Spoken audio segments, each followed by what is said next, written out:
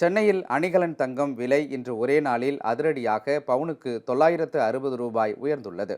கடந்த சில நாட்களாக இறக்கத்துடன் காணப்பட்ட தங்கம் விலை இன்று ஒரே நாளில் கிராமுக்கு ரூபாயும் பவுனுக்கு ரூபாயும் உயர்ந்துள்ளது. இதையடுத்து 1 கிராம் தங்கம் 5820 ரூபாய்க்கும் 1 பவுன் 46,560 ரூபாய்க்கும் விற்பனை செய்யப்படுகிறது.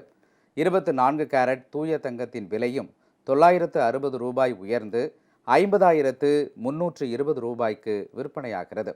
இதேபோன்று 1 கிலோ கட்டி வெள்ளியின் விலையும் 2,500 ரூபாய் உயர்ந்து 79,500 ரூபாயாக உள்ளது.